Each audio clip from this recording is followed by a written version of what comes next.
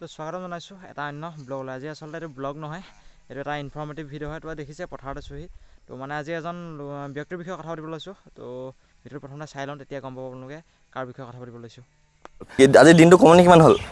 আজি বেছি নাই হোৱা জানো 150 ইমান কষ্টত বিকি পেলাই অকল কি কৰিবি উপায় নাই।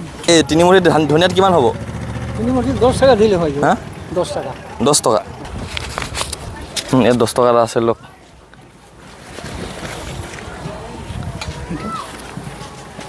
হা এইটো কি কয়, মোৰ ওচৰত হেৰি নাই মানে খুচুৰা নাই 10 টকা, আৰু মই পইচা দিলে গোটাকৈ দিব নাই। খুচুৰা ঘূৰাই নলওঁ আৰু এনেকৈ গোটাকৈ দি দিওঁ, থৈ দিওঁ সেইকাৰণে আপোনাৰ ওচৰত। মানে আপুনি ধৰি লওক যে আপুনি মোক এমুঠা ঢেকীয়া 100 টকাকৈ দিলে, ঠিক আছে? একো দাম কৰিছোঁ।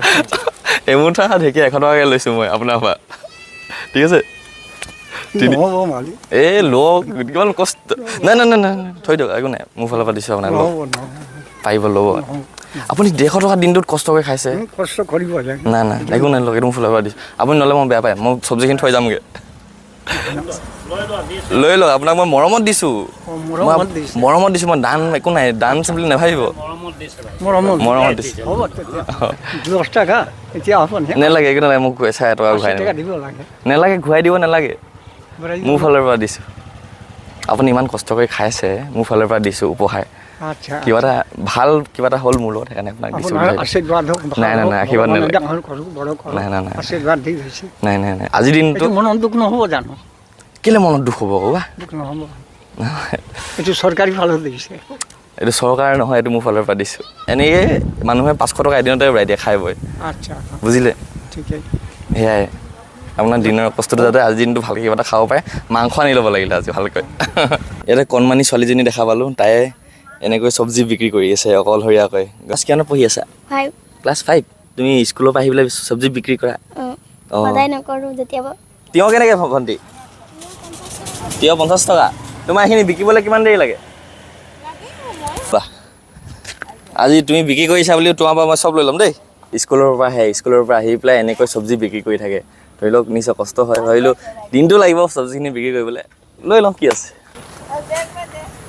এইটো মোৰ ফালৰ পৰা তোমাৰ কাৰণে, বাকীটো যিমান আছিলে ঘূৰাই দিব নালাগে। কষ্ট কৰা আৰু পঢ়ি থাকা, ভালকৈ পঢ়িবা নাই? ভালকৈ পঢ়িবা। মই তোমাৰ পৰা মাজে মাজে বস্তু ল'বলৈ আহিম তেতিয়াহ'লে।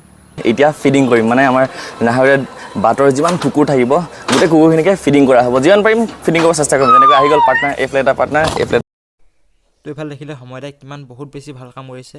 তো এটা কথা কওঁ আপোনালোকক এইখিনিতে, তো কি হয়, শাৰীৰিকভাৱে সক্ষম কোনোবা এজন ব্যক্তি যদি আমি দেখোঁ, ক'ৰবাত লগ পাওঁ, মানে কি হয়, মানুহে দেখিছোঁ 10 টকা এটা দিবলৈ টান পায়। তেনেস্থলত চাওক সময়দাই কিমান বেছি ভাল কাম কৰি আছে। ইয়াৰ পৰা আমি বহুত বেছি শিকিবলগীয়া কথা আছে। মানে দেখিছা?